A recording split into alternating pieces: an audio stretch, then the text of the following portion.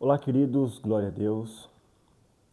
É um prazer imenso estar de volta aqui, depois de um longo período, fora. Precisava me encher mais, orar mais, estudar mais, para voltar com força total agora aos nossos vídeos, porque eu sou apaixonado por isso aqui. Adoro falar de Jesus e hoje eu quero trazer um tema muito importante sobre o fim dos tempos, sobre aquilo que já nós estamos vendo que está próximo, né? Então, eu gostaria que você abrisse aí a sua Bíblia em Mateus capítulo 24. Vamos trabalhar este texto primeiramente, depois vamos trabalhar outros também, mas ao decorrer a gente vai junto aqui, tá? Então, Mateus 24, livro de Mateus capítulo de 24, a partir do versículo 3. Mateus 24 ao 3. E vamos ler até o 7. Mateus 24, a partir do versículo 3 até o versículo de número 7. Para a gente entender aquilo que nós vamos trabalhar. Estou muito feliz de verdade de estar de volta aqui falando de Jesus. Como eu amo falar dos assuntos que nós sempre trabalhamos aqui. Então vai dizer assim, Mateus capítulo 24. E, estando assentado no Monte das Oliveiras, chegaram-se a ele os seus discípulos, em particular, dizendo: Dize-nos quando serão essas coisas, e que sinal haverá da tua vinda e do fim do mundo? E Jesus respondendo disse-lhes: Acautelai-vos que ninguém vos engane, porque muitos virão em meu nome dizendo: Eu sou Cristo, e enganarão a muitos. E ouvireis de guerra e de rumores de guerra. Olhai, não vos assusteis, porque é mister que isto tudo aconteça, mas ainda não é o fim. Verso 7 para a gente encerrar aqui. Porquanto se levantará nação contra nação, e reino contra reino, e haverá fomes e pestes e terremotos em vários lugares. Verso 8. Mas todas essas coisas são o princípio das dores. Quando eu estava preparando o esboço para a gente trabalhar esse texto, esta mensagem, esse estudo, ele me marcou de muitas formas. Porque justamente no dia que eu estava analisando isto aqui, eu comecei a me lembrar de tudo o que já está acontecendo na nossa terra, no nosso mundo. E nós, como crentes, sabemos que tudo isso aqui já é o começo da volta de Cristo. Nação contra nação, rumores de guerra. Se nós analisarmos isso aqui hoje, eu não preciso nem pedir para você pensar muito para a gente já entender o texto. Olha como está o nosso mundo. Uma nação contra outra, economia abalada, discussões, brigas de egos, homens poderosos brincando com poderes nucleares, brincando com pessoas, brincando com vidas que não têm nada a ver, mas acabam se envolvendo em uma guerra. Se nós pegarmos hoje, nós temos uma guerra que está acontecendo mais ou menos há 3 anos, a Rússia e a Ucrânia. Olha como está se estendendo essa guerra. Olha como essa guerra está indo em diante, com outros aliados tentando se envolver e os países se ameaçando. Se você avançar isso aqui, você vai ter problema comigo. Mas se você avançar lá também, você vai ter problema com outro.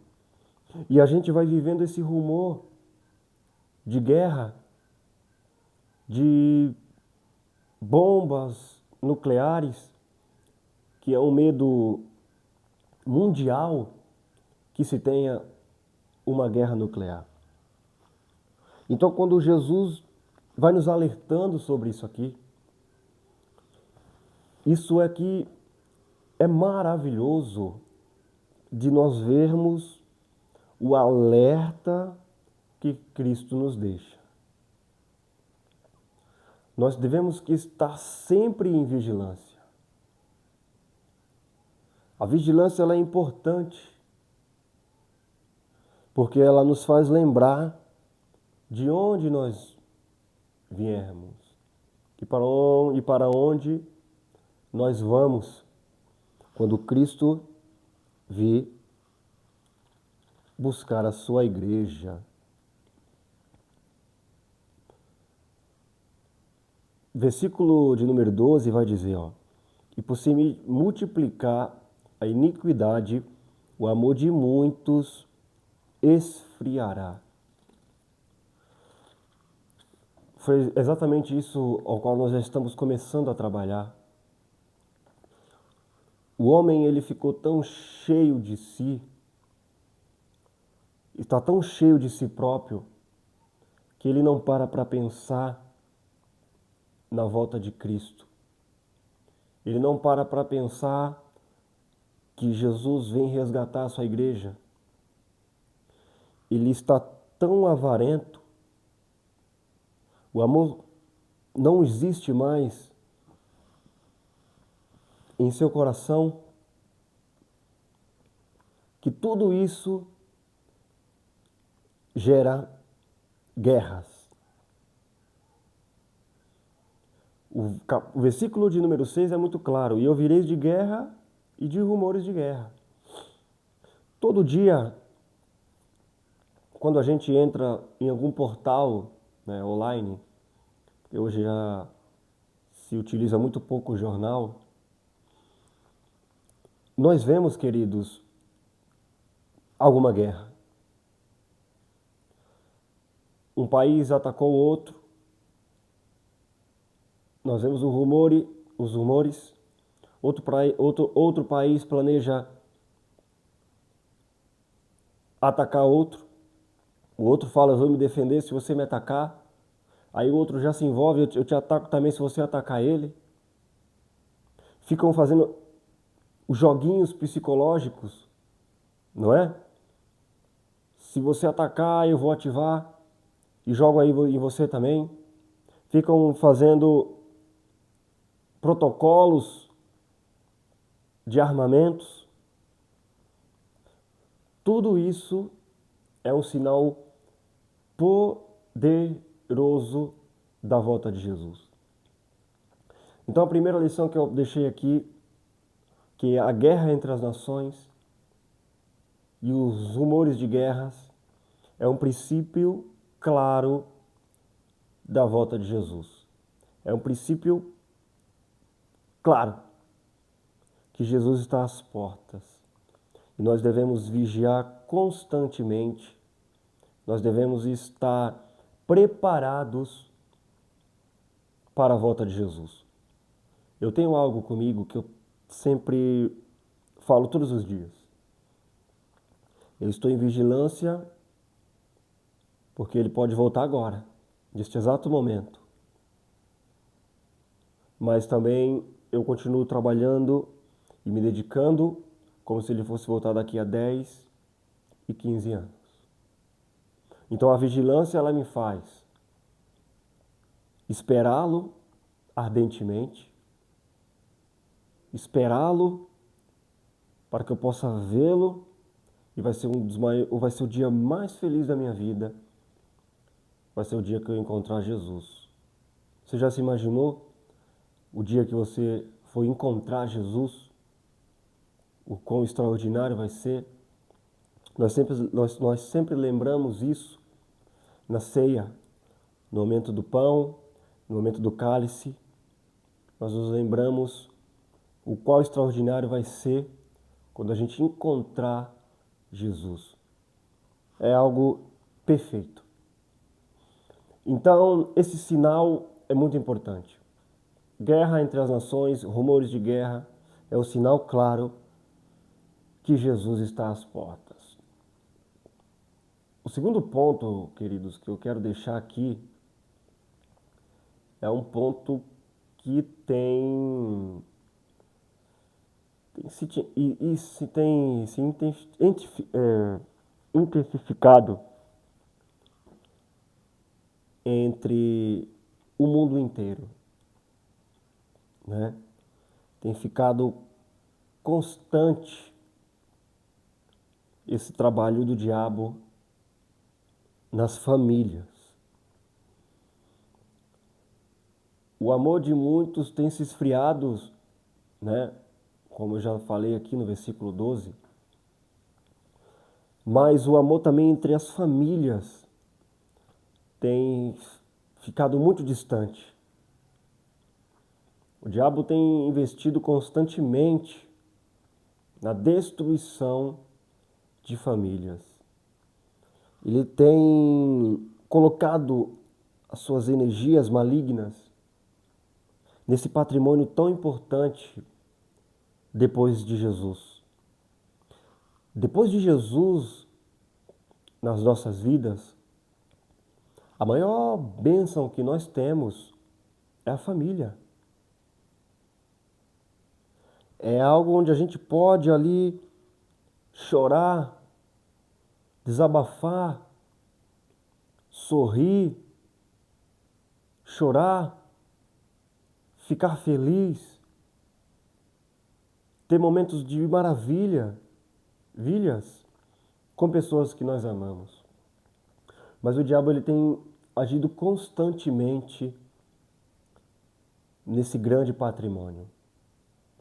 Lucas capítulo 12, o versículo 22 e 23 vai dizer: porque daqui em diante estarão 5 divididos numa casa, 3 contra 2 e 2 contra 3. O pai estará dividido contra o filho, e o filho contra o pai, a mãe contra a filha, e a filha contra a mãe, a sogra contra a sua nora, e a nora contra a sua sogra. Olha que pesado isso. Há umas 2 semanas atrás, eu fiquei extremamente chateado e decepcionado com uma notícia que eu vi. Um filho tinha preparado a morte de sua mãe. Maquinou tudo aquilo para ficar com a herança. Porque, agindo ele com a sua mente diabólica, o que ele pensava? Ela não estando mais aqui, eu sou dono de tudo o que ela deixar. Não é triste nós vermos isso? Como um filho tem a coragem de fazer isso com sua própria mãe. Alguém que deu a vida por ele, que teve dores de partos, que ficou 9 meses com ele sendo gerado na sua barriga, no seu ventre, e o filho fazer algo tão maligno com sua mãe. Se para você isso não é um sinal claro da volta de Jesus, eu não sei o que é mais. Uma pessoa matar alguém que o amou, que cuidou, é só você pegar todo o processo da gestação, depois do período do parto, o período de cuidado, o período de proteção, para cuidar, para guiar o caminho e receber uma decepção dessa na hora de sua morte, em que seu próprio filho o tirou a vida. Outro momento também que me chateou foi um pai que também matou o seu próprio filho. Se nós olhar para o texto, eu sempre digo isso, que o diabo ele não tem família. Então o intuito dele é destruir a sua. O intuito dele é acabar com a sua família. Porque ele já tem o seu lugar preparado para ele. Ele está tendo o seu período de liberdade, ao qual ele lança pratos, manjares para homens, mulheres, jovens, para levar junto com ele, porque ele já não tem mais salvação. Totalmente diferente do ser humano. O ser humano, quando abre o seu coração para Cristo, Cristo entra, faz uma nova criatura, as coisas velhas já se passaram, tudo se fez novo. Existe ali agora uma conexão entre o homem e o seu Criador. Uma intimidade íntima entre o homem e Deus. Deus o prepara através do Espírito Santo e vai conduzindo para uma nova terra e um novo céu quando Cristo voltar. Então por isso que o diabo, ele já começa fazendo isso. Se depois de Cristo o maior patrimônio que nós temos é a família, ele destrói a família para que também você não chegue a Cristo. Então por isso que ele tenta destruir a família. Né? A famosa família tradicional, né? Que as pessoas, os filósofos falam, né? Essa é a família tradicional. Muitas pessoas têm essa distorção, né? Que ter uma família tradicional hoje é errado na mente deles, porque Cristo nos preparou para isso, para que nós possamos ter uma família, para que nós possamos ser tradicional, não porque nós queremos, mas porque nós temos um livro, que é a Bíblia, que nos conduz a esses princípios e automaticamente nos torna tradicionais, né? Hoje virou errado você dar a sua opinião que o homem tem que se casar com uma mulher. Vão te taxar de preconceituoso, sendo que é algo natural. Deus criou o homem, criou a mulher. Então você entende comigo que essas armadilhas que o diabo cria para afetar as crianças, os nossos jovens, são frutos de uma obra diabólica. Porque se o homem não se casar com uma mulher e se casar com um homem, dali não vai ter uma família.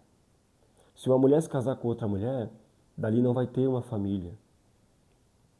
Não virá o fruto daquele casamento, não virá o fruto daqueles princípios bíblicos, os frutos daquilo que Deus almeja para o ser humano.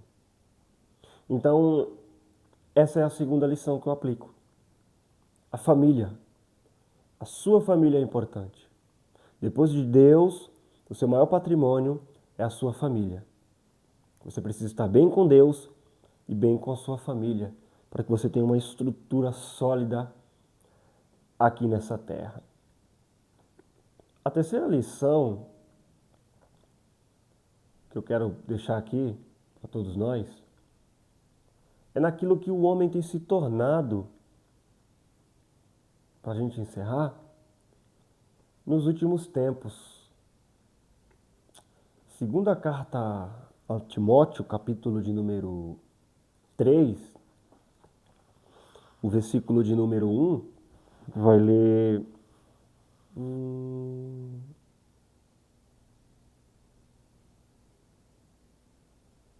Vamos ler do versículo 1 ao 4, tá? Sabe, porém isto, que nos últimos dias sobreviverão tempos trabalhosos. Versículo 2. Porque haverá homens amantes de si mesmos, avarentos, presunçosos, soberbos, blasfemos, desobedientes a pais e mães, ingratos, profanos. 3. Sem afeto natural, irreconciliáveis, caluniadores, intemperantes, cruéis, sem amor para com os bons. Versículo 4. Traidores, obstinados, orgulhosos, mais amigos dos deleites do que amigos de Deus. Isso aqui é totalmente claro do que tem acontecido nos nossos tempos, do que tem acontecido no nosso mundo. Nós vemos que está acontecendo justamente isso. Homens que só se importam consigo mesmo, não se importam mais com os próximos, não estendem mais a mão quando alguém está necessitado. Isso eu estou falando num ponto de vista humano, social, espiritual da mesma forma. Pessoas que brigam por qualquer coisa, pessoas que tomam a Santa Ceia no domingo e na segunda já estão arrumando confusão. Já está um pé de guerra na vida, na família, no trabalho. Só pensa em si mesmo, não estende a mão em uma oração para ninguém. Amantes dos seus cargos. Eu sempre digo isso, não adianta nada você ter uma carteirinha de teologia ou uma carteirinha aí do seu ministério se está oco por dentro. Se você está oco por dentro. O que é oco? Bate e não sente nada. Não adianta ter a carteirinha e não ser mais amigo de Deus. Por exemplo, olha o exemplo que nós temos claro na Bíblia. Davi. Davi é ungido rei criança. Aproximadamente vai assumir o trono com 33 anos. Aí eu te pergunto, do momento que foi ungido, tu acha que ele ficou todo esse tempo sem Deus? E só foi ter intimidade no trono? Ou durante a sua vida inteira ele era amigo de Deus? Essa é a diferença. Não adianta ter o melhor cargo e estar morto por dentro.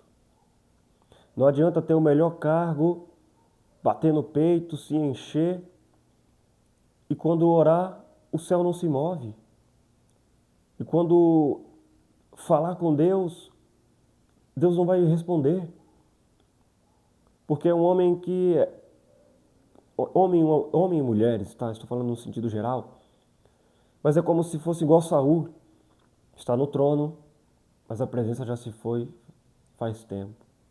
Não tem mais a intimidade com Deus. Pessoas avarentas, soberbas, desobedientes, ingratos, profanos.